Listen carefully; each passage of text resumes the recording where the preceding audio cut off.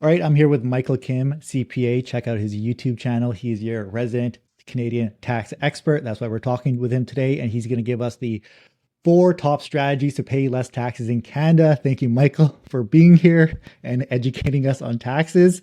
I think I'm just going to jump right into it. I have a list here of your top four. So we'll hit them one by one. Everyone use chapters below, bounce around like usual. Number one was eligible dividends. Can you explain that? Sure. So eligible dividends are essentially, well, dividends, first of all, are essentially cash received by a company. So if a company has like excess cash laying around, then they're going to give some money to their shareholders. And so what eligible dividends are specifically are any dividends distributed by a publicly traded Canadian company. And so when you receive an eligible dividend specifically in Canada, there's a lot of tax benefits to receiving this dividend. And it's a little bit complicated on how eligible dividends are taxed, but essentially it's in three steps. So there is the eligible dividend gross up. So when you receive, let's say, $100 dividend, you're not just going to claim that $100 into your taxable income. Instead, you first have to gross it up by 130%. So you would multiply that $100 by 130%. So you actually have to add $130 to your taxable income.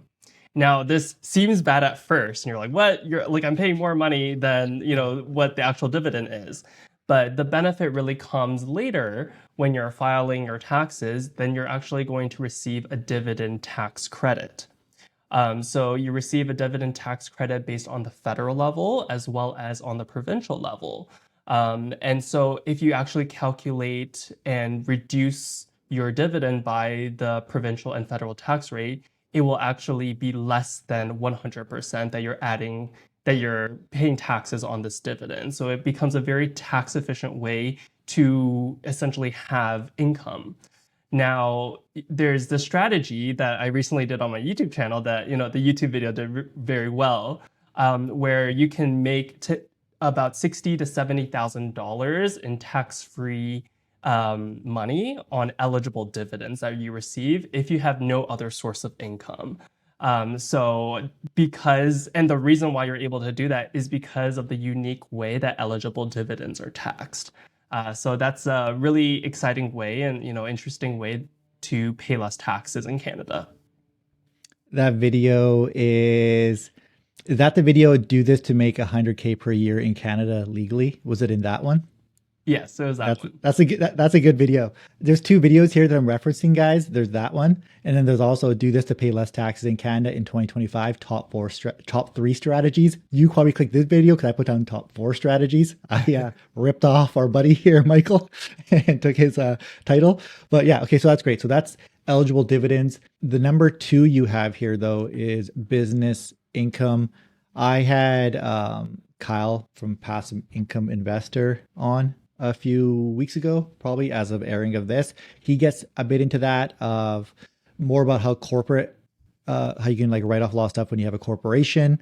We didn't get too much into sole proprietorship, but is that essentially what you're talking about, write-offs and whatnot when it comes to business income? Yeah, so there's a lot of benefits with business income and why it's a lot more tax efficient than, let's say, employment income. Because with employment income, let's say you're making $100,000 and you're getting paid a salary, you essentially have to claim 100% of that. You have like no other, ways to maneuver other than maybe like putting some into an RSP or something like that. But if you get a $100,000 salary, you got to pay taxes on that full amount. Now, with business income, there are few ways that you can really significantly reduce your taxes. The first thing is a write-off. And both corporations as well as sole proprietors can do this. And a write-off is essentially where you can write off and reduce your taxable income with any eligible expense. So any eligible expense can vary, depending on the business, but really it's like any expense that is used to generate income or generate, business. So for example, if you need a phone or you have an office space or You have inventory, right? Like all of these are going to be considered eligible expenses. And so when you make money as a business, yes, you have your income, but you can reduce your income or your taxable income by all of these write-offs. So even though your business is, let's say, making $100,000, in the eyes of the government, because of all of these write-offs, you're really only making let's say $80,000 if you have $20,000 of eligible expenses. Then you would only get taxed on the $80,000.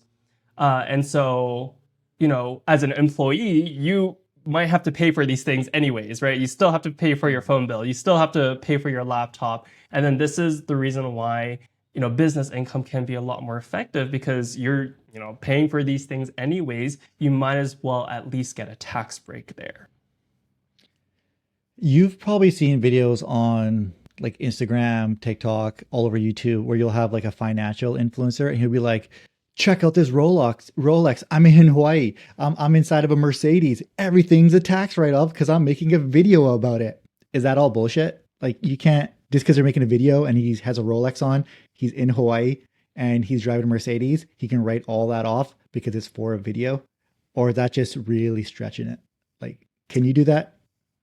Because I'm going It to Hawaii in about 2 depends. weeks. So I'm asking for a friend. So, Yeah, it really depends, right? So, the CRA, they have certain tax rules and, in the tax Bible or in the tax law, they have certain rules that you really have to read the fine print carefully. And that's why if you're, you can, try to, claim as much as you can or as much as you want. But then if it alerts the CRA and they find that it's like looking a little bit fishy, then you're probably going to get audited. And then when they audit you, now you're going to have to really, really prove, okay, it was this Rolex actually for a business, expense or, a big thing is also like travel, right? So like if you're traveling a bunch and you're writing off like all of your expenses and all of your Airbnb, they're going to be a little suspicious. Like, is this really like all for business? So yeah. that's the reason why if you're, operating a business and you want to stay on the CRA's good side and you don't want to get audited, then or even if you know, do get audited, it's really great to have an accountant to make sure that you're staying within the tax rules and staying on the good side because you never want to be chased and audited by the CRA. That's not the most exciting thing to do. Yeah, definitely. And CRA, I'm not writing off my Hawaii trip. Just giving everyone's a heads up. I'm going there for my wife and my son's birthday, so I'm paying full taxes on it. But would something, this is a case study. Would this be a taxable thing where a tax write-off? If I'm in Hawaii, I'm doing stuff, but I set up an interview with someone in person in Hawaii who's a financial expert, and I'm sitting down with them, and maybe I don't know, transportation there and buying the person dinner or something, something associated with the costs of filming that podcast. Maybe you have to rent some equipment. With that's a little bit closer to like, hey, because this, that's for the business. Because this channel is under Thrive AI Corporation. It's under my corporation, so technically that's sort of under a business expense. Would that not be if it's specifically for that while I'm there? Yeah, I wouldn't say I'm the the CRA to say whether that's right or wrong, Yeah. but yeah, I would say that that is a lot more reasonable as an expense that you would be able to write off, and it has to also be in the nature of the business, right? Like if you're, um, yeah, if this is like this podcast or something is like nothing related to your business, then the CRA is going to be like, Yeah. why are you doing this?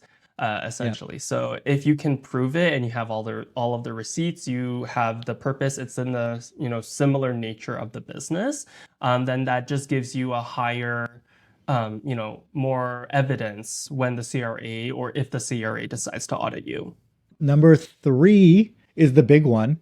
This is registered accounts. This is what everybody can use. Everyone should be using. That's your RRSP. That's your TFSA. That is the crux of almost every financial YouTube channel here in Canada. That is like the main talking point. Can you walk us through that? And maybe for people, I think they'll find some value in. You have a video on updates to the RRSP this year. Maybe if you know some of them off the top of your head, you can give us that update on RRSP that we need to know about, since I have a feeling a lot of people know a lot about RRSP, TFSA on this, but still give us a little bit of a breakdown for new Yeah, viewers. It's funny that you say that because for the longest time when I started my YouTube channel, I was like, I do not want to talk about RSPs or TFAs because everyone else has already talked about it. Yeah. And then I was like, Yeah. okay, maybe I should. And then, those videos started doing really well. I'm like, oh, I guess, well, people still want to learn more about the TFSA and RSP then. Yeah. Well, the thing with that is why you have to make that content is because a lot of the people, when you make a video about it, and I don't know who I was talking about it, you put it online, the algorithm will push that to all the people who are searching it up for the first time. And they legitimately have those questions. And you have really good content. Like I've watched a lot of your content. So it's actually really valuable for someone to come across your TFSA video explaining things in RRSP in a really easy to comprehend manner because that's their first time seeing it, right? You're introducing them to everything, you're answering their questions. So you might have cringed having to do it, but you actually did a really good service as well because your video got pushed in the algorithm at the right time. Someone found it. All your information was up to date rather than a video that's 6 months old. So it's a good thing. So walk us through again, buddy. What's the Sure. TFSA and the RRSP?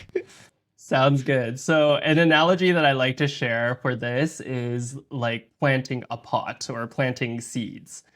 So, if you have seeds and you plant them into the ground, then they're going to all get eaten by all of the bugs in the ground. But if you put them in a pot, then they are protected and your plants are now able to grow a lot faster. And so, if you guys haven't caught on already, the pots are your RSPs and your TFSAs protecting your seeds, and your seeds are all of your investments. And obviously, the worms and all the bugs are taxes that are, trying to get to your plants. And so the benefit of the RSP and the TFSA is that if you put your investments into these accounts, then they're able to grow a lot faster because they're being protected by taxes. And because you're not paying taxes on this amount in your on your investments, then they're able to grow a lot faster. Now, when I'm talking about making money through your investments, there's essentially three types of investment income. There's interest income, there's dividends, as we talked about before, as well as capital gains. And all of this sort of income that you make from your investments are either going to be tax-free or tax-deferred within your registered accounts. And so let me break down the two accounts that we're talking about today, which is the RSP and the TFSA. So the RSP is a registered account primarily for retirement. And any income generated within your RSP is going to be tax deferred. Okay. And so what tax deferred means is that you don't have to pay taxes on it today, but you do have to pay taxes on it in the future when you decide to withdraw out of your RSP. So that's the first benefit of the RSP. The second benefit of the RSP is that any income, or let's say you make $100,000 from your salary job, if you contribute any money into your RSP, that amount is going to be tax deferred.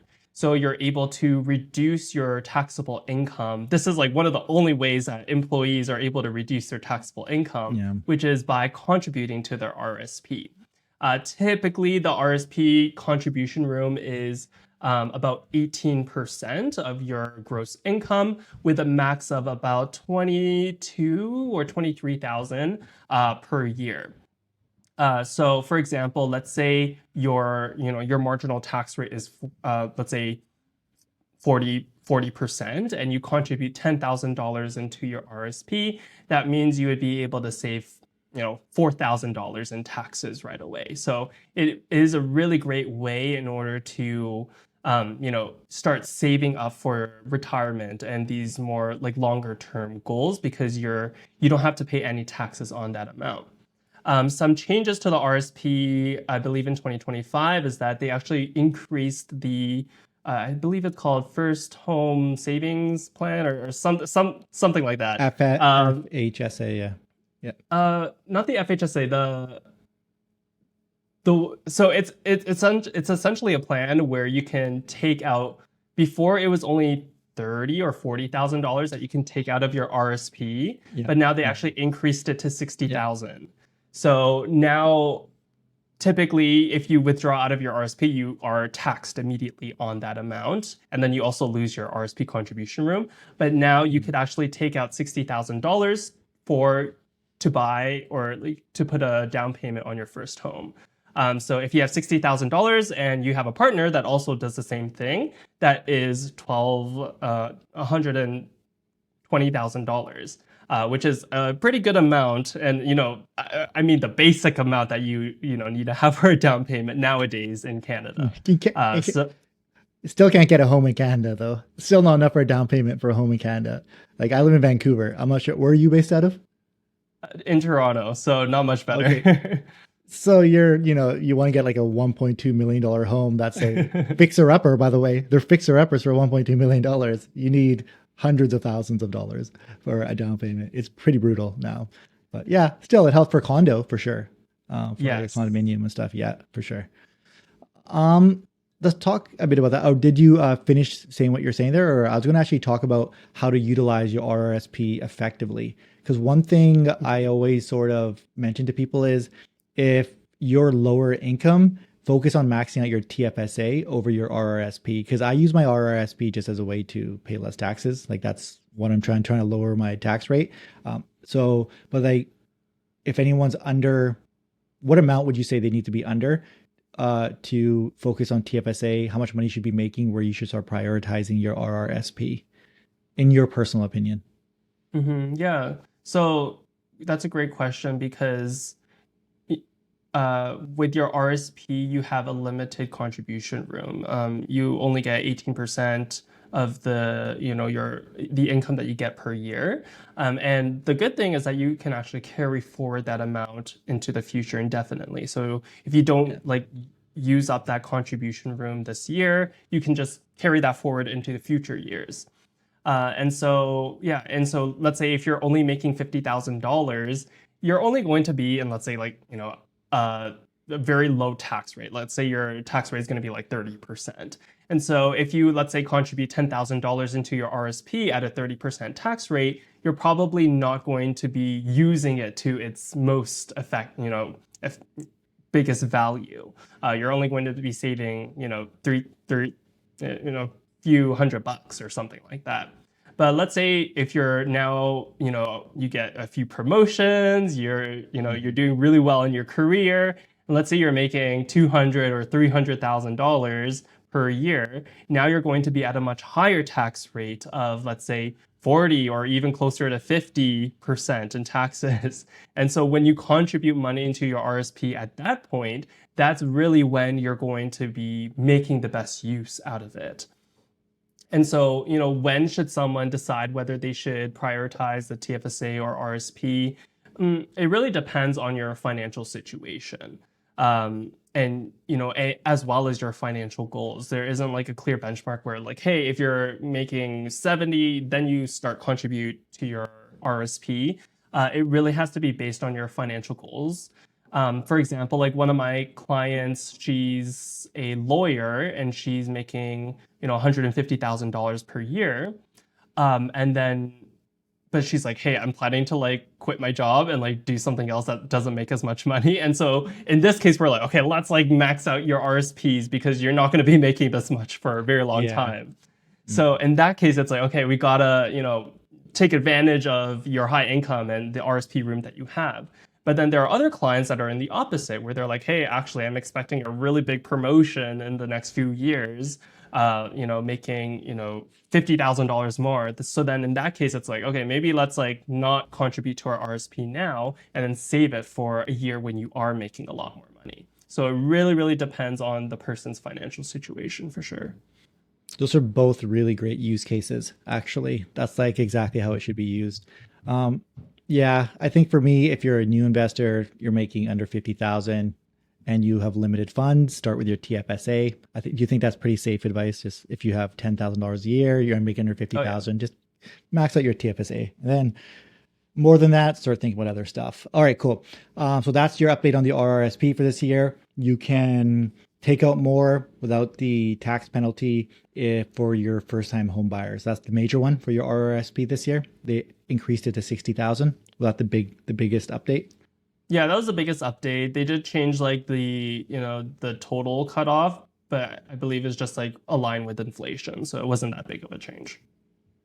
All right, so we've covered eligible dividends for number one, tax write-offs for business income for number two, all registered accounts, TFSA, RRSP for number three, and number four is real estate, which we kind of alluded to 2 seconds ago.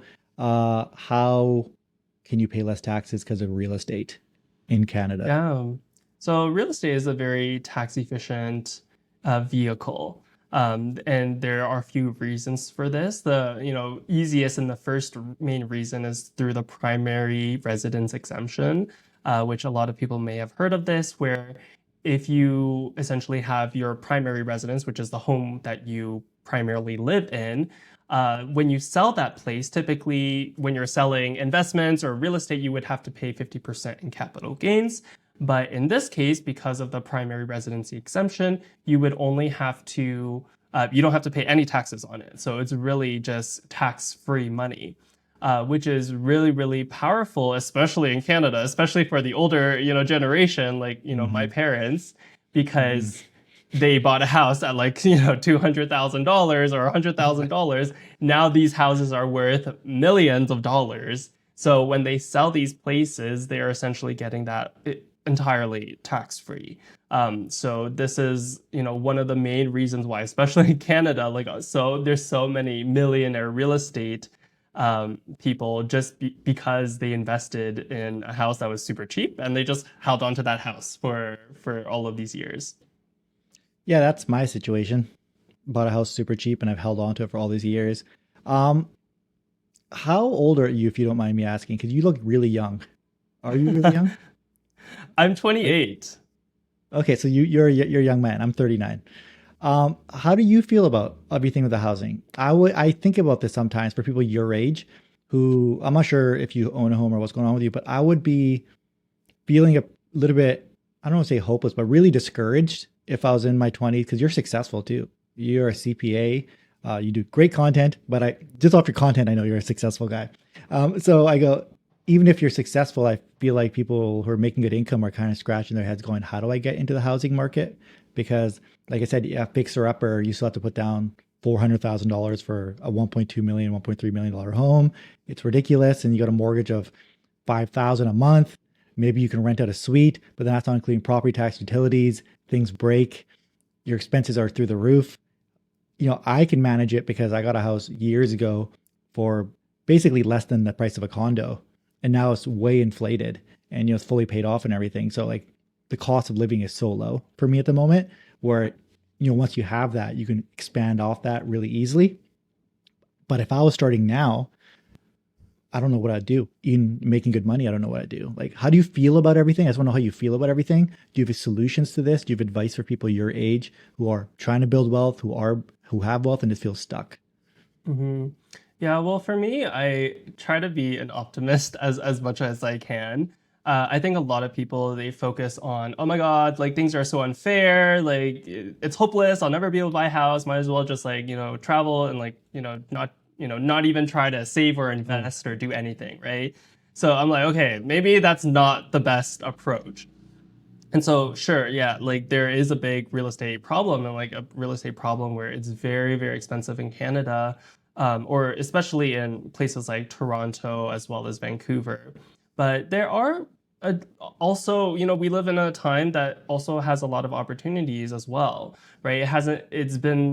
It's never been this easy in order to start a business and start an online business that has very, very low costs associated with starting, right? You have a mm, laptop and you have internet, you can make money. yeah. And so for me, it's like because I wasn't able to get into the Toronto market, where I'm originally from, it just doesn't make financial sense for me to start, wanting to buy, this like big condo or big house and then, literally be tied down to this house for the rest of my life because of this huge mortgage that I have.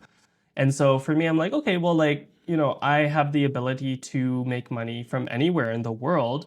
And if the opportunities aren't in Toronto, if the opportunities aren't in Vancouver, then I can just go somewhere else, right? Like I could buy a great investment property abroad, internationally, or I've been talking to some real estate investors, and a lot of them are going to places like Saskatchewan or like Yeah. Edmonton or like these places where the real estate is still affordable and you can get cash flowing properties as well there.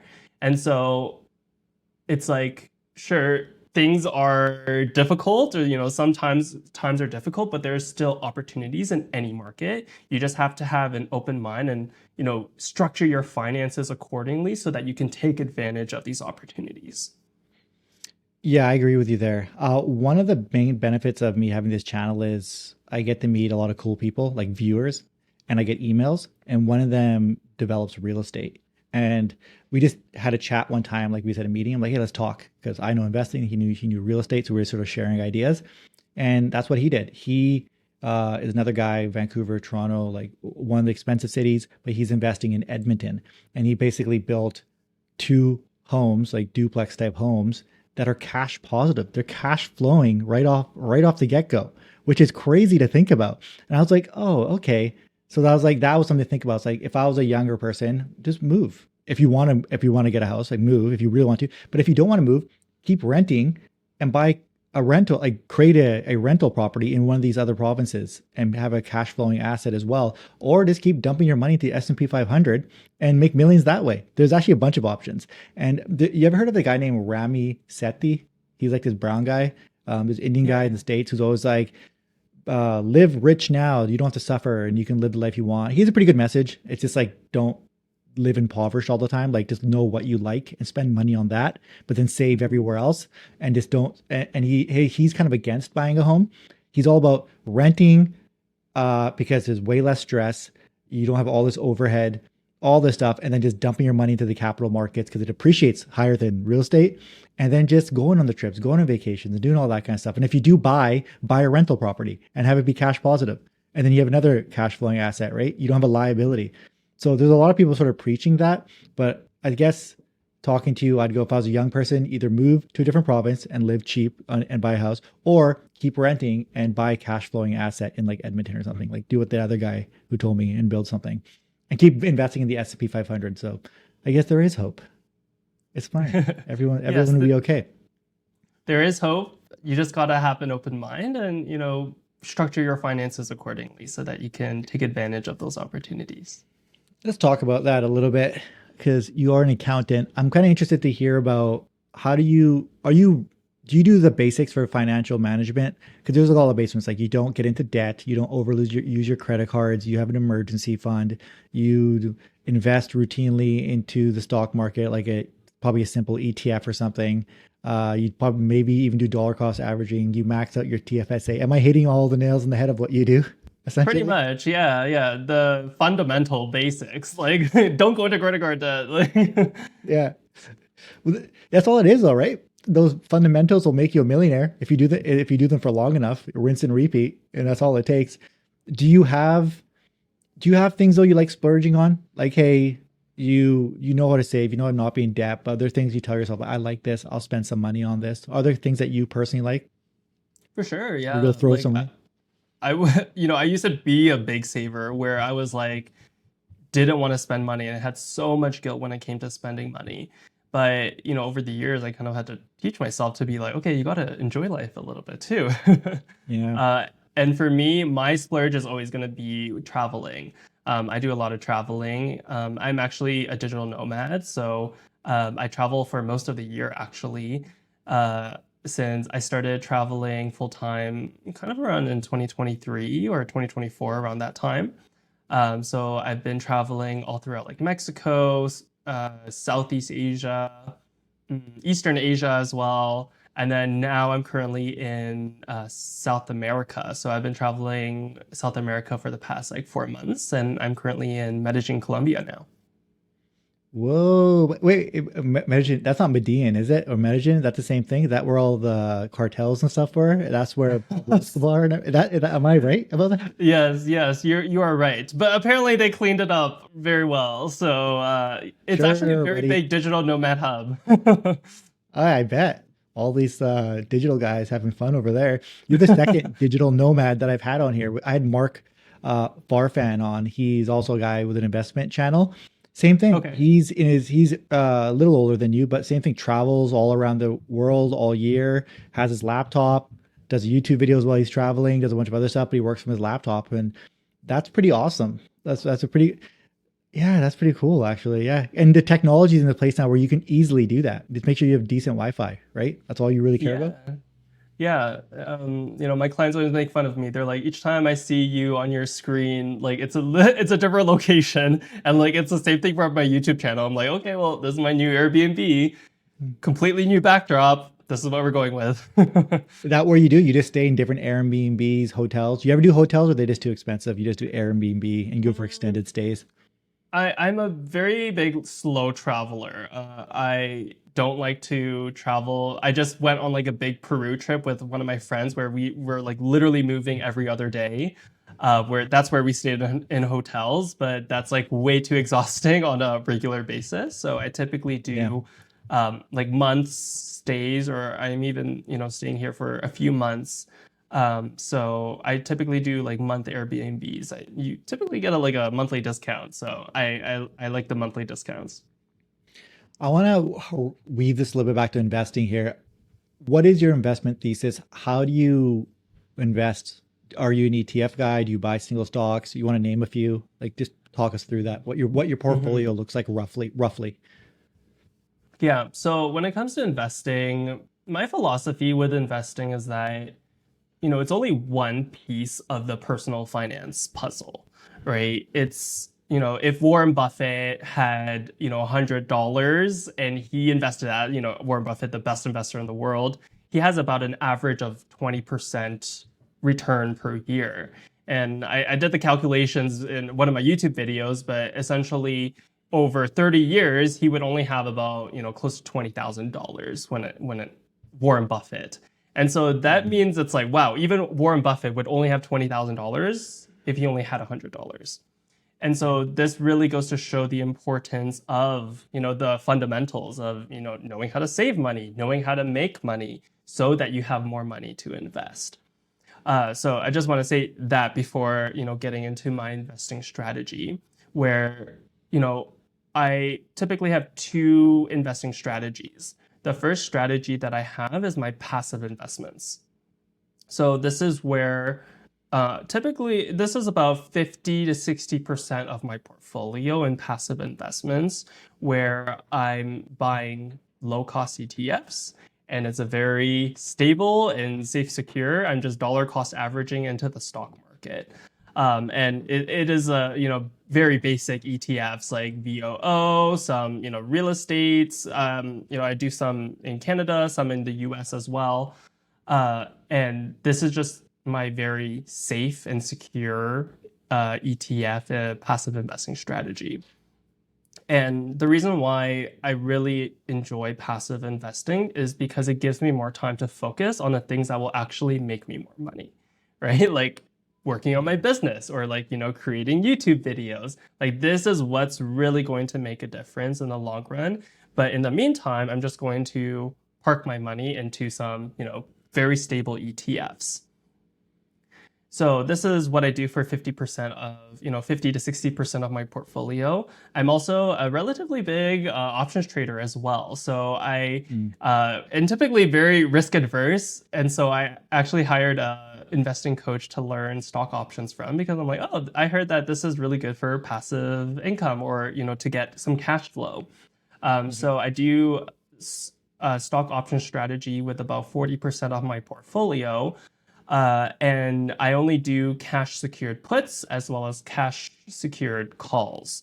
And that is essentially my strategy, where this strategy I'm able to get about a 2 to 4% return per month. So it is a lot more time consuming than passive investing, but I am able to make a lot more money through the stock options trading strategy.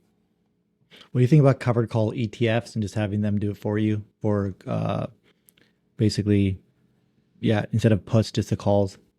Do you own any covered call ETFs at all and just have it sort of like your passive approach, just buy them and just forget about it and get your monthly payouts? I don't. I've heard about them.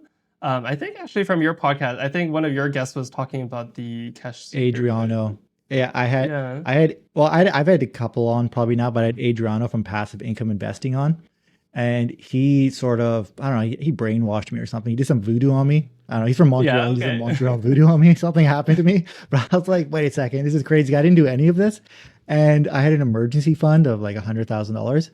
And it was just sitting there. I actually, it wasn't in HI, it wasn't in a high interest saving. It wasn't a J, it was just like actually in my checkings.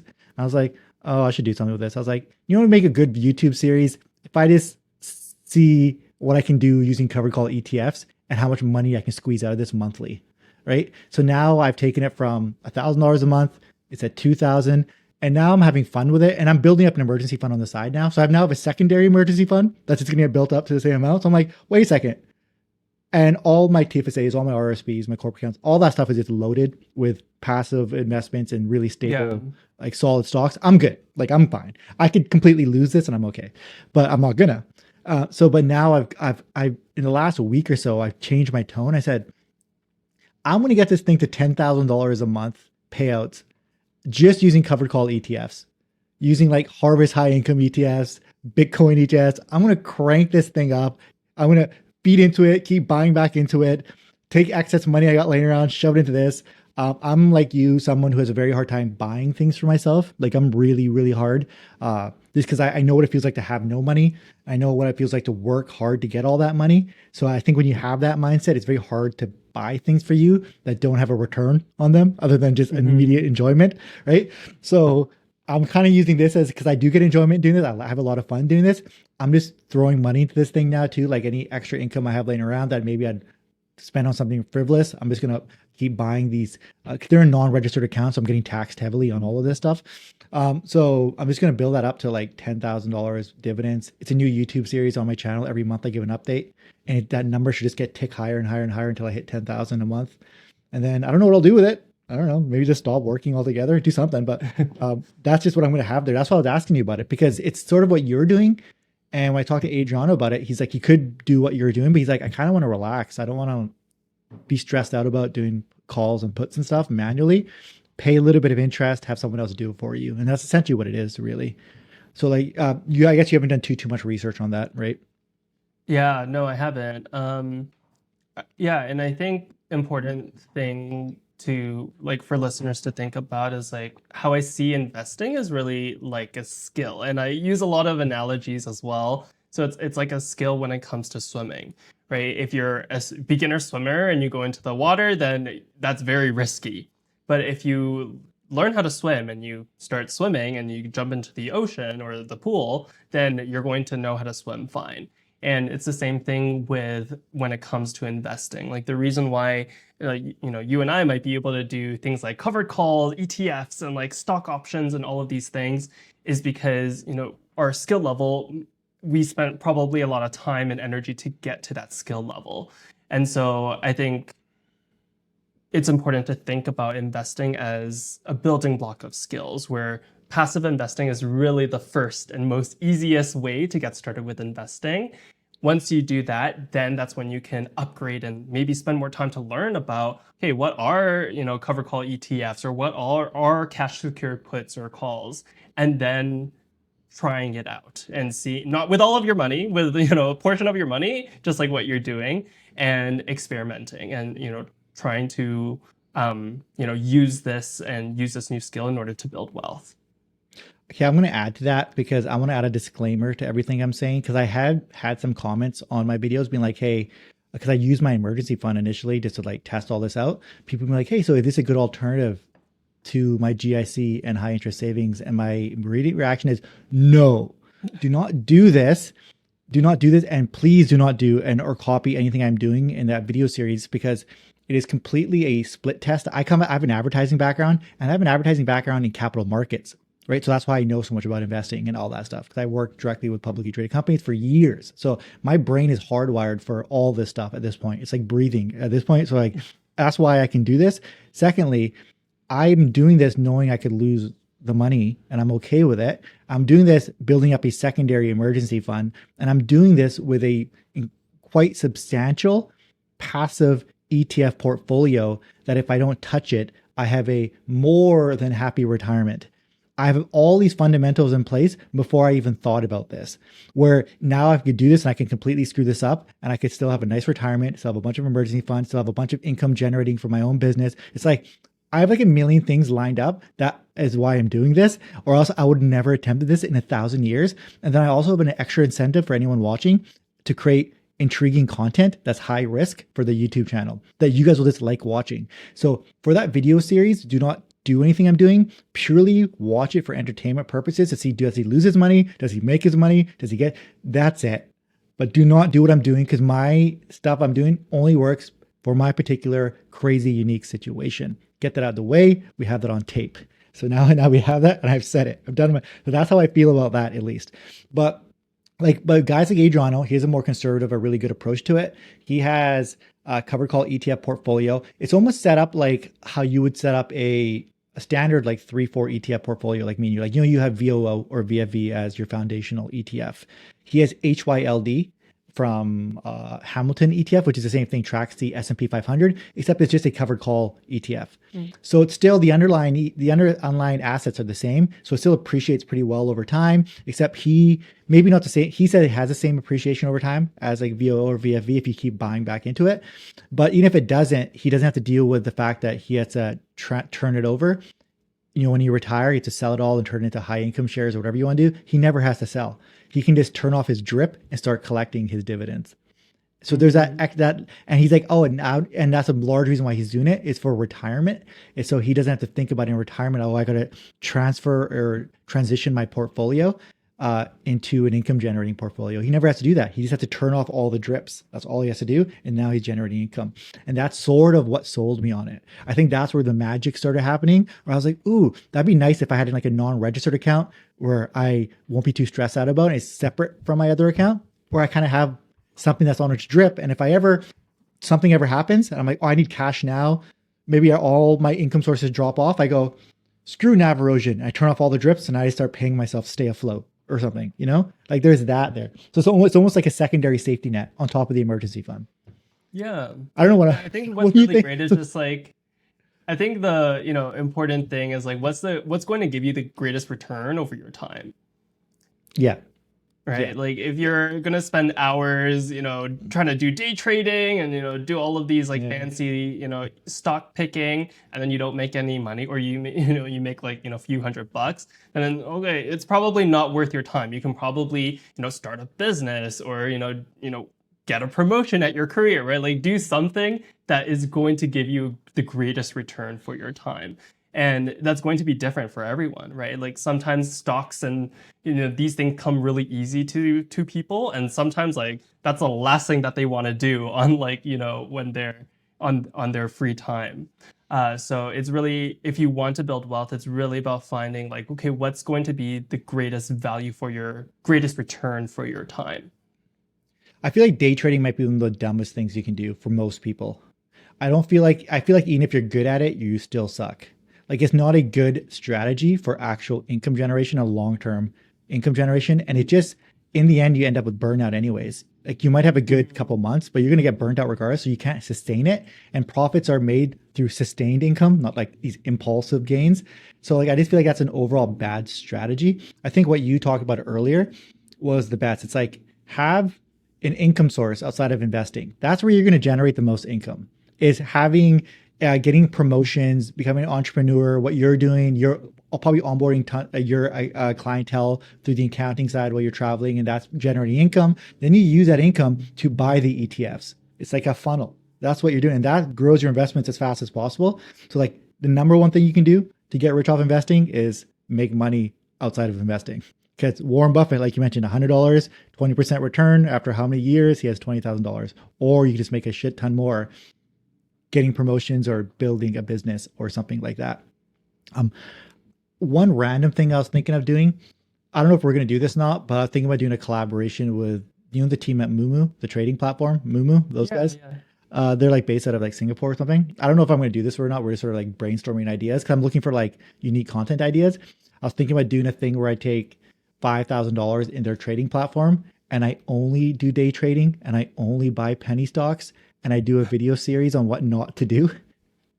And then I'll buy in that same thing, I'll buy a couple like stable stocks, right? So I'm just running, actually, I'm going to run this by you because I'm running it by their team. So let's say I have 5 grand. I take 2,500, right? In a 3-part video series, I take 2,500 and I buy the craziest, most pumped up stocks on Reddit, right? Penny stocks, and that go up and down every day. And then I take stocks that I, as Gary, would buy. Good stocks that might have dipped a little bit, but I know that they're undervalued and they're solid stocks. They're in the S&P 500. They're profitable, great management. And just over the course of 3 videos, what gave me the better return? And then I'm praying if I do this, because of marketing, I like to do split tests. This is just a very clear split test of what strategy is better. I'm praying that if I do this, I don't just get super lucky and all of my penny stocks explode and I get 10x returns, because I just told everyone to do the exact wrong thing. What I'm trying to do. What you should do. Yeah. But I thought that would make for like an entertaining like micro video series. But like we'll see. I'll just talking to their team about it. But yeah, I think this might be like a good idea for like a good content thing, and it'll teach us a valuable lesson of what not to do, and why I keep preaching this other strategy that you're talking about as well on the channel. Or it could go horribly wrong and we make money. We'll see. We'll see. Yeah. I don't know. In my portfolio management class in university, we literally spent the whole semester like doing these fancy calculations to choose the top 10 best stocks to invest in. And then we like compared ourselves to the stock market and to the performance of the stock market. And after like, hours and months of choosing the best stock and all of these calculations and analyzing financial statements, I think like only 5% of the class was able to actually beat the average market returns. And I'm like, wow, this is so discouraging. I'm like, I could have just bought an ETF and be done with this. A couple things about that. So I've made it's an arbitrary number, but I'll say I made 80% of my returns actually picking individual stocks, which is a little wild.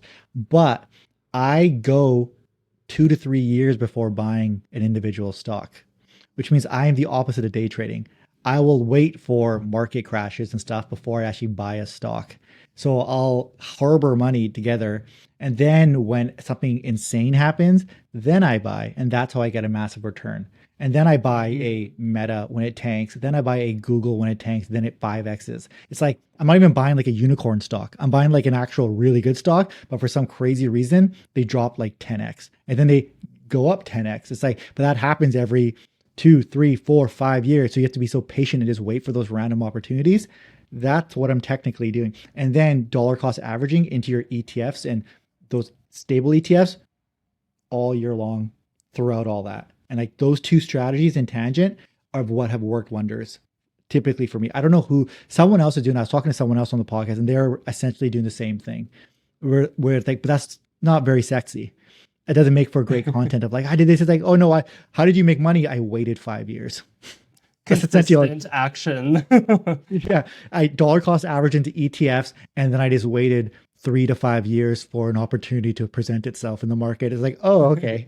There's like this one guy, Alex Hermosi. He did, he gave this thing where he's like asking this real estate mogul. He's like, how did you get so rich, man? He's like, you want to hear how I got rich? He's like, yeah. He's like, basically, I go to a random town. I find where the center of that town is. And then I draw with a ruler 10 miles outside that town. And I buy all the land 10 miles outside that town, like the city center. Right. I buy, and then he's like, then what? He's like, then I wait 30 years. Because in 30 years, it develops up to that 10-mile range. And then he sells all that property. That's the plan. That's essentially what I do for stocks. I wait 5 years. I do 30 and then I buy. And I just wait there with cash. And I go, okay, now here's the time. And then I buy. And then I wait another 4 years, accumulate cash over 3-4 years, and then buy. And then just rinse and repeat that. Yeah, that's it. That's the thing, right? Investing should be boring. If it's fun, then there's a problem. Yeah. And I think that people have to stay away from videos like that. When it's like, when it looks too exciting, like I made this much money. It's like, oh, that's a great way to lose your cash. And I think that's what day trading videos and stuff are. They promise that impulsive get money now, but it's really just generate more income in your day-to-day life, use that money to buy ETFs. And then if a market crash does happen and it's like a really obvious buy, like a Google or a Costco or something like will still be here in 20 years kind of company, then buy a little bit of it. But really, when a market crash happens, buy more S&P 500, buy more VOO. If that crashes by 10%, why don't you just buy more of that? That's what I bought the majority of in April. I got a little bit more of that, right? So it's not rocket science. I always call it there is no secret sauce in life. Because in marketing, there's a secret sauce. We have the advertising technique that'll make you all the money, and that's always a BS. But in life, for generating like easy income, it's investing. Buy one ETF, VOO or VFV, wait 30 years, and retire with a couple $1 million. Just contribute and max out your TFSA every year. The end. That's essentially all you have to do, right? I want to hear a little bit more about you though. How did you get started with all this YouTube nonsense? Yeah, I'm in it. It's kind of a weird thing for people to do for part of their day-to-day life. You're an accountant. Did you just think, hey, let's get this knowledge on camera? Mm, Well, I first started posting on social media really back in 2020. Well, actually, to go even further, the reason why I got into personal finance and all of this stuff is really because my parents were really horrible at managing their finances. I watched my parents almost lose the house that we lived in. We had like debt collectors coming for our house, so a lot of childhood trauma when it came to finances. Which is why I decided to go into accounting in the first place, right? Like, who in the right mind goes into accounting? Really boring. So that's why I studied at Western University, got my CPA designation, and started working at one of the big four accounting firms. And it was like the worst nightmare ever. It was like so boring. It was so dry. But I'm like, wait, at least I know how to like manage my finances, and I know how to invest, and I know how taxes work and all of these things. I'm like, okay, this is why I did it. And then at the same time, a lot of my friends were also, graduating school. They were starting their jobs. They had no idea how to pay taxes or, how to invest. And so I was like, hey, like, why don't I just help you? Because, you seem to be really struggling. So I started helping my friends, and then they were like, oh my God, this is so, so helpful. And so that's when I actually decided to start a coaching business where I'm like, hey, like, if my friends need this help, and, they're in Canada, we have like zero financial literacy in school, or at least back then this is something that a lot of people would really, really need, and, really help a lot of people because I know how harmful it is when you don't know how to manage your finances. So then I started posting on social media like some educational content, and then started coaching some clients on how to better manage their finances, how to better invest, how to create a plan to be able to retire early. And then I think I started YouTube maybe about mm, maybe 2 years ago, or about like 1 to 2 years ago. So like 2024 to 2023. Initially, I started my YouTube channel actually to document my travel. So that was around the same time that I decided to become a digital nomad and start traveling. I'm like, oh, all of these people are gonna love to see my travels and watch me traveling. No one gave a shit. No one cares about seeing other people traveling and enjoying. And I was like, okay, well, like, why don't I just create content about my personal finance, like personal finance stuff. And then that's when like my YouTube channel really started to pick up, because people were like, oh, wow, this guy actually kind of knows what he's talking about. And then that's when how I started and got into the YouTube game. Yeah, I'm looking at your videos here. My 7-day Costa Rica itinerary. How I spent 3 days in Singapore. These look like good videos, but you're right. No one gives a shit. Just tell us how to make money. I just recently started putting health content on my channel because I was like, I got to get in shape because I took like a DEXA scan. People watching this right now, if they hear like, this guy won't shut up about a stupid DEXA scan. So I got a DEXA scan and it found out I was obese. I had 24 point something percent body fat. Yeah, I was like, what the hell, right? And then I was like, and they're like, oh, you have a bunch of fat on your organs too. Like you had issues, man. So I was like, oh my God. Go to my channel after we talk. I have like a 3-minute video I just put on today this morning being like, I'm obese. It's just called I'm obese. That's all it is. And it's announcing that, hey, I'm going to once a week now, I'm basically going to release on like Sundays when no one's paying attention, some health orientated content just to be like, hey, there's wealth and then there's health. So that's it. That's gonna be my version of Costa Rica. You have your travel content. I'm weaving in my travel content, which is essentially just health, right? So like we all care about that. But I get it. People don't give a shit. They just tell us how to make money, and then the channel does well. But like you said, I have a background in capital markets. You have a background in accounting. It does make sense for us to talk about this realistically. It's like that is our profession, is what we do. So it does make sense. I want to talk a little bit about, and just talk to me how much you feel comfortable talking about this. But I know a lot of people who grew up with parents who weren't the best financially, and I don't blame the parents too much. They didn't know, they weren't taught how to be financially responsible, so they inherit bad habits, and then those bad habits almost always get passed on to the kids. I always see the kids always have, they're just as bad as their parents. They don't understand why they're in debt. They're buying a bunch of crap they don't need. They're always scrambling for cash. What happened with you where you didn't inherit the bad habits? Like, I know you got like, whoa, this sucks, but every kid thought it sucked. Every person I know who had it were like, it sucks, but they're subconsciously still making all the same mistakes. What made you different there? How are you? I don't know. I just want to understand this because you're an outlier here a little bit. Because I'm telling you, I know a lot of people, similar situation, parents not financially that responsible, and they're in the same traps their parents suffered from, but they're aware their parents were not financially responsible as well. Yeah, it's interesting because I have a sister and she's not the best financially. And we Yeah, grew up yeah. in the same environment as well. I think for me, maybe the reason why I, achieved, a relatively good amount of financial success and financial freedom is because I try to learn from people's mistakes instead of trying to make them on my own. So when I see, my parents make their bad financial mistakes, I'm like, okay, how do I avoid that? And how do I learn from their experiences and learn from their mistakes so that I could do something different and improve my situation. And it's the same thing, when it comes to starting businesses or, even stock options, right? I'm not like, hey, I'm going to try to figure this out on my own and, make my own mistakes. I actually hired a business coach immediately when I decided to start my coaching business. Started a business coach and I was just like, hey, just teach me all of the mistakes that you made so that I can avoid them and I can make, my own mistakes, but not at least New ones. maybe better mistakes. Yeah, new mistakes that and avoid all of those mistakes that they made. And it's the same thing with stock options as well. I was a very risk adverse person, and so I'm like, okay, I'm just gonna hire this coach who knows what he's doing, so that he can teach me. And so I think that's really one of the philosophies and mindsets that I had that helped me to achieve the success that I have today. First off, I agree with you on hiring coaches to speed run stuff. I do the exact same thing. I'll typically just like, it's like I treat it, in the Matrix where Neo plugs in the thing in the back of his neck and like downloads the knowledge. I treat coaching like that. I'm like, all right, plug me in, download it, and then it's like speed runs everything. Um, do you ever think though, because I'm thinking about this, like you're like, oh, you're just someone who likes to learn from other people. That's a hardwiring thing. Like, why are you thinking like that? Do you ever think, oh, thank God I have that thought process since you're a kid of going, hey, why are these people doing this? Why did they make that mistake? And you're sort of breaking it down and trying to understand and learn from people's mistake.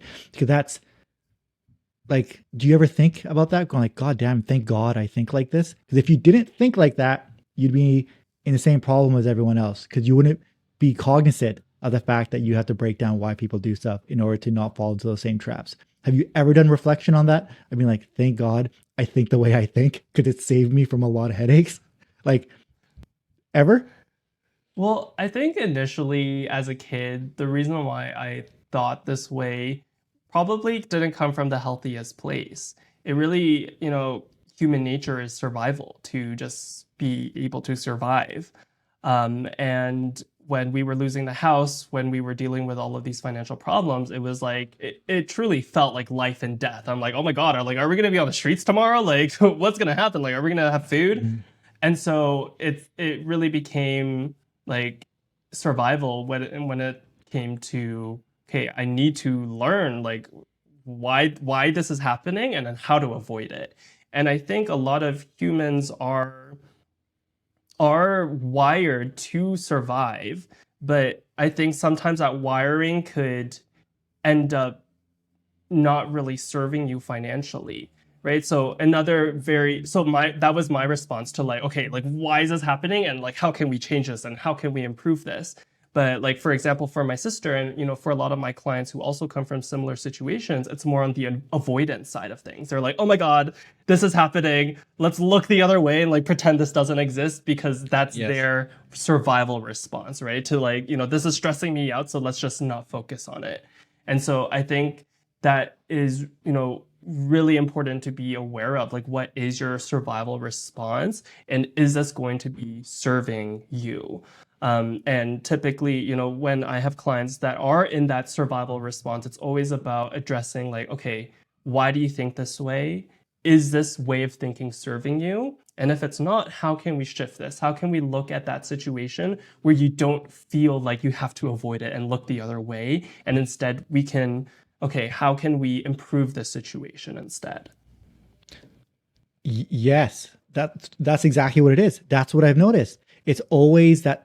So yeah, you broke it up. It's a survival response. Your response was productive and it worked well for you. But the majority of the response is what you just laid out. That's what I've been looking. People don't. They're like out of sight, out of mind. It's like, what's that bird that puts its head in the hole? It's like Yeah. the person has debt and they're like, I'm gonna go travel now. And like, but the government's asking to pay their taxes and they just like skip town. It's like, no, no, no, no. You got to go deal with this, and they're just not dealing with it.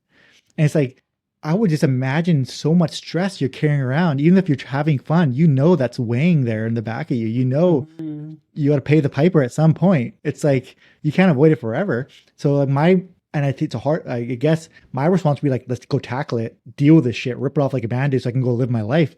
But it's just easier because I guess for years of acting like that, that's the natural survival response. It's just keep avoiding it until the whole house of cards comes falling down. And then you're in a situation that hopefully you can dig yourself back out of when they work with, I guess they reach out to you. Can people so like if they go to your YouTube channel, are there links there where they can connect with you? They can get help with you. It's all there, right? If they go to your channel. Yeah, you can go to my channel as well as my website, michaeleekim.com. You can check out my website over there, and then yeah, you can reach out to my email or anything like that. Okay, that's super useful. Okay, I'm gonna include. I was gonna just originally include your YouTube channel. I'll include your domain, that one, in the pinned comment and the description, guys. Check it out because I try to talk about financial responsibility here, all this kind of stuff on the channel, but once again, people don't care. They just like make me money. But you understand the psychology because you can't fix the problem until you fix the psychology behind it, right? And you got people asking the right questions. What is causing this? What's the root cause of it? You correct that, you fix the larger issue, and then they can sustain those good behavior over longer periods of time. That's a service. That's a good service. So I really hope if someone's out there and you're in debt and you're struggling, reach out to Michael, send him an email, do a consultation, do an audit, do whatever you do, whatever magic you work, do that with those people. And you mentioned you had a hard time saving. I mean, you had a hard time buying yourself stuff. I want to talk to you about that because we always talk about people like overspending and all this, but same thing with you. It hurts for me to buy myself stuff. I still, to this day, I get a new laptop, but I go, hey, this laptop is generating me income. Is how I validate it. Maybe I got a little bit too good of a graphics card on it, but then I'm like, well, now we're video editing, right? We're doing YouTube. I need a graphics card. Like it's got to somehow have a return on it. It hurts me to spend money because I know what it feels like to be in debt, to have to pay off debt, to feel like the world's falling apart. You're scared about the future. How did you break that psychological pattern? Still struggle with it and I'm more than well off. How did you break that pattern? Talk to me. How can I break it a little bit better? I need to learn how to spend more money on myself, essentially. Yeah, well, for me, it really felt like a life or death situation, which was, very dramatic once you hear the story. But in 2015, this was, I believe, my first year of university, I decided to do a international exchange program to Poland. And it was like Rzeszów, Poland. It was like literally in the middle of nowhere. And the reason why I chose that place was because really I had no conception of Europe. I'd never really traveled outside of Canada, and they had these like internships or volunteer experience to teach English in like all of these places. And I'm like, okay, what's the difference between like Italy and Poland? Like I don't really know. So I just decided to go to Rzeszów, Poland. which is like kind of near 2 hours away from Warsaw. And so that was like my first time in Rzeszów. And this was the first time where like I had to cook, I had to clean, I had to, do everything on my own essentially for the first time in a completely foreign country. And I just remember like I was in this scarcity mindset where I was like, I can't spend money on like food because I'm like, because I wasn't really making much money. I was like getting paid a very, very little amount, but for some reason I was like, oh, I can't buy a pot or I can't buy a pan to cook food. And like I have to find the cheapest place to buy food and so I could try to save money. And it came to a point where like I would just like try to sleep as much as I could to preserve energy so I wouldn't have to eat. Oh, wow. It was Yeah. that bad. Yeah. And then about 2 weeks in, I'm like, I don't think I'm gonna make it back to Canada. Like at this rate, I'm like not going to make it back home. And then I think something just clicked at me where I was like this is very irrational. This is like not normal to do this. Like it's not that I don't have the money. I can have the money. Yeah. This is like a very irrational behavior that's really not serving me because if I can't survive, if I can't have the energy to do my job, then I'm not going to get paid. I'm not going to be able to enjoy life and travel around the world. And then since then, I was like, okay, I'm just gonna buy my pot, buy my pan, buy good food, eat healthy food. And then I had an amazing experience in Poland. I met so many friends. I taught English to a lot of amazing students.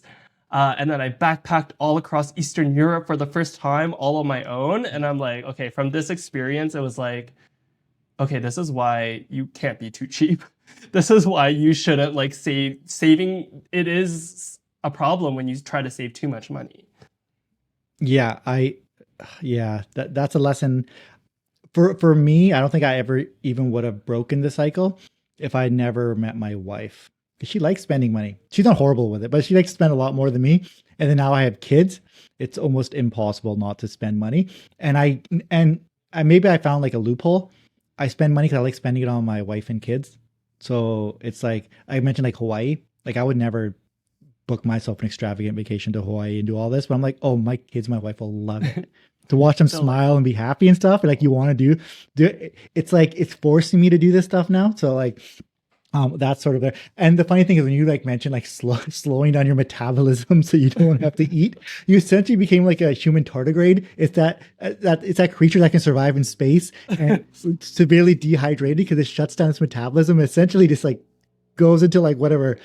It just shuts down until it gets more resources and it comes back alive again. So you basically turn into a tardigrade. That's pretty probably, much. weirdly enough, I connected with you when you said that. I was like, yeah, that sounds like something that like me when I was struggling for cash would do. Like I'd be like, that logic would make sense to me. I go, oh yeah, of course, yeah, just sleep all day. That way you have to eat less and you conserve energy. And yeah, I get it. And then yeah, that makes sense. So like nowadays, are you just going to continue to travel for the foreseeable future? Do you make sort of plans like that? Do you think that far ahead? Like obviously you think in your career you have outlines and stuff, but as far as like where you're living, do you have ever like 5 year plans for yourself, 10 year plans, or are you just more or less flowing with stuff? Or is it a fusion of both? I would say it's a fusion of both. I think I have a direction, like a, long-term direction of where I want to eventually end up and where I want to go. But the journey is going to be very, changing and very, very different.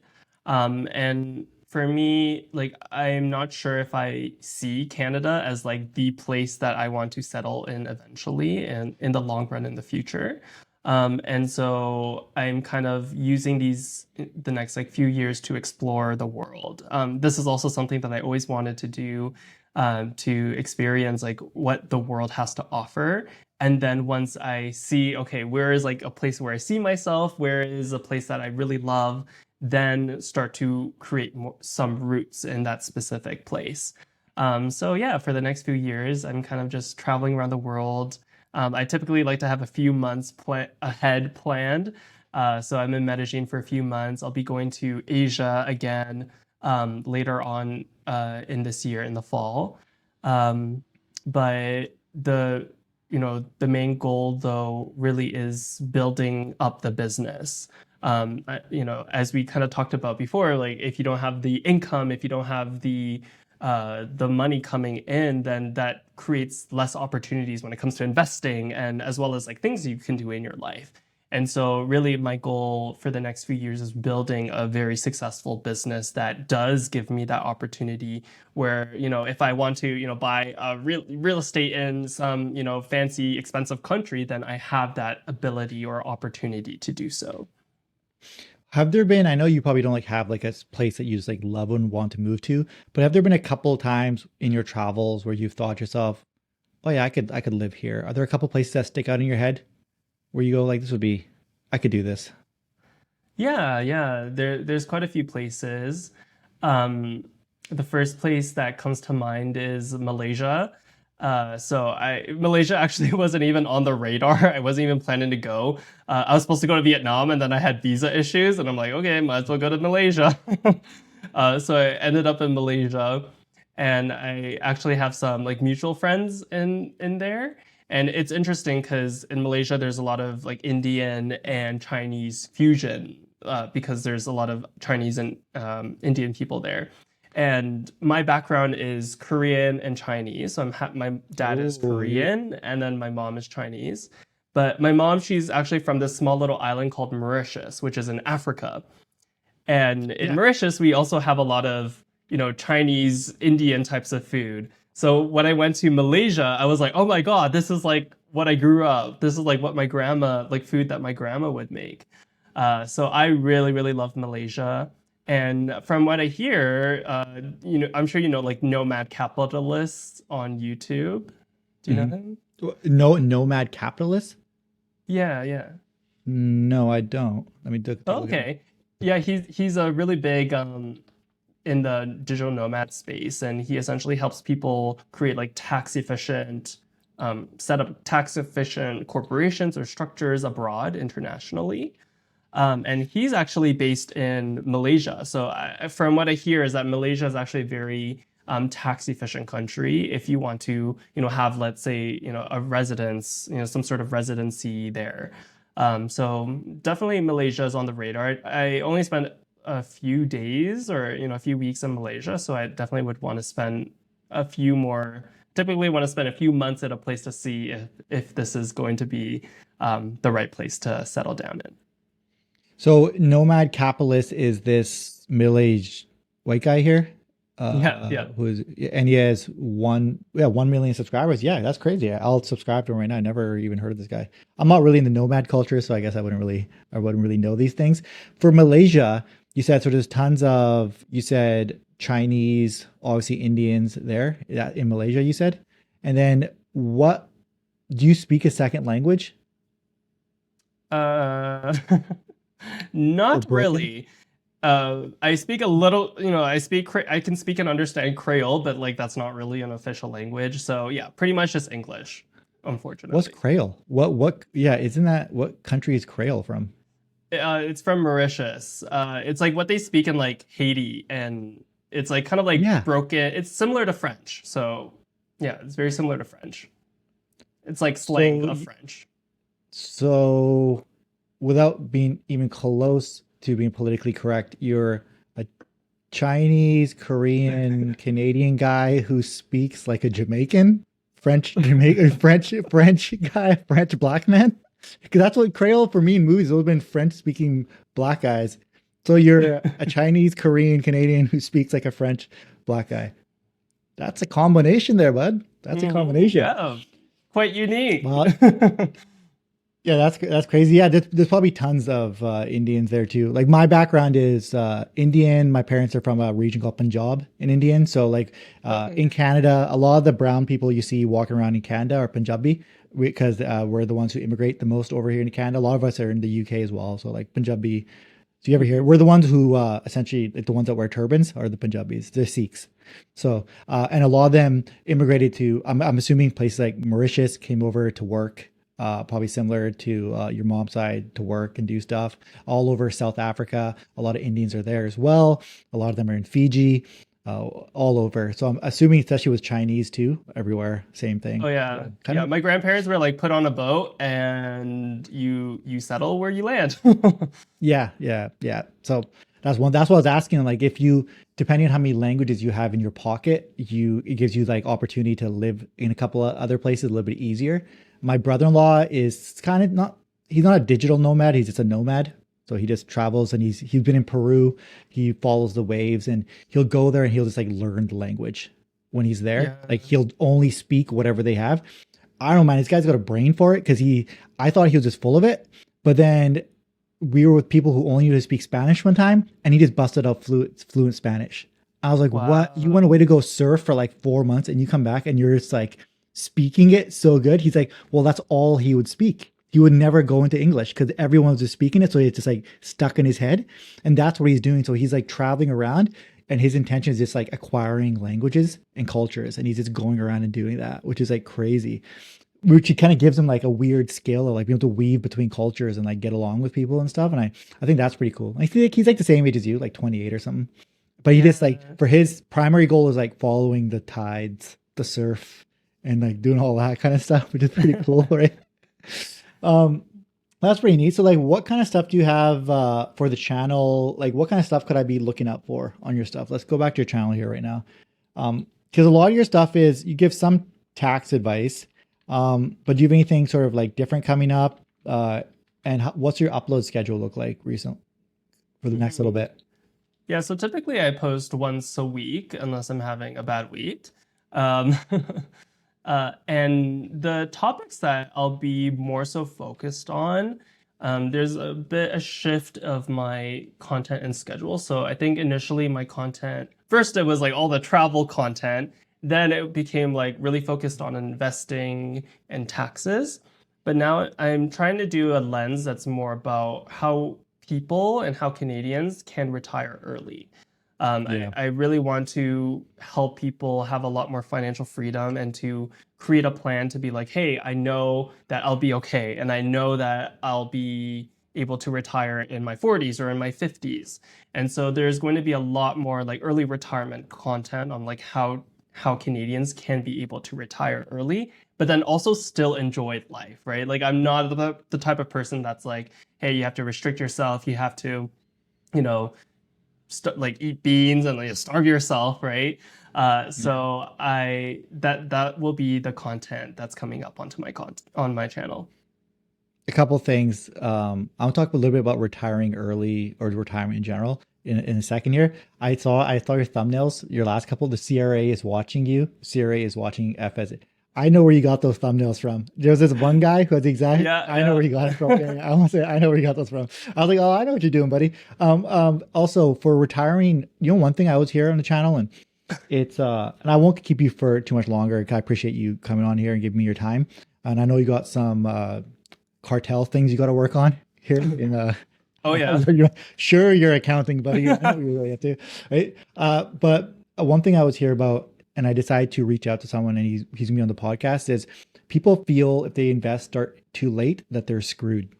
So a lot of comments are like, "Hey, I'm 40, I haven't even invested yet. I'm screwed. I'm 50, I'm screwed." And I always say people, "Hey, it's not too late to start. Better late than never." But there's a guy called the Crazy Canuck Investor on YouTube. He's only got like amount of same followers as me, right? So like under 5,000, but in around that area. But he's a guy who started investing at 50, and now he's 52, and he's planning on retiring by 60. So he has a 10-year investment plan starting from ground zero at 50. He is like the perfect case study that it can be done. And I think I'm going to be releasing his podcast like next week, or as of this, you guys will have seen it already. But like, and basically, I had him on to be like, talk to us about it. What message do you have to people who are starting in their 40s and 50s? Like, what kind of strategy do you have for them? Should they go a little bit more aggressive? Should they stay with the passive ETF approach? Like, what should they do? Or should they do higher risk options to try to maximize returns? Like, how would you go about it? And what advice would you give them? Because a lot of people, I get a lot of those comments of like, it's great advice, Gary, but I'm 40, I'm 50, it's too late for me. hmm So I think like once again, it's just like seeing the investing as like just like the one piece of the puzzle, right? If you're, let's say, starting a little bit later on in life, not to sugarcoat things, it's that you're going to have to make some compromises. You're going to have to make some big changes in your life, whether that's your current lifestyle now or the lifestyle that you want in the future for retirement, right? If you want to, live in Toronto and have a very expensive lifestyle, then okay, you might have to work until you're 70 in order to save up enough or invest enough for retirement. And so when it comes to planning for retirement, it really comes back to the three skills that I have, which is like you need to create the plan first, right? So like where are you currently today? Where do you want to be in the future? Then from there, that's when you can figure out, okay, what's your investing strategy? How are we going to invest? How aggressive do we need to be for you to hit your goals? And not only with investing, but like how much money do you need to save? How much money do you need to make? The whole picture. And then once we create the plan, the investing strategy, then it's like, okay, how can we optimize it and how can we maximize it? How can we get to our goal a little bit faster? Maybe that's by creating a more efficient or tax efficient source of income, or using registered accounts in order to pay less taxes. And so this is really the full picture that we want to create when we're trying to have someone and get someone to be able to retire early. That's fantastic. I think we'll end it there. Guys, check out Michael Kim's YouTube. Check out his website. He is your resident tax man. He can help you with whatever you need if you want to retire. I want to know what you're doing there. If you are in debt, I want to figure out how to manage it. Basically anything that involves money and taxes, talk to this guy. The link is in the description and the first pinned comment. Thank you so much for speaking with me today. I really appreciate it. Thank you, Gary.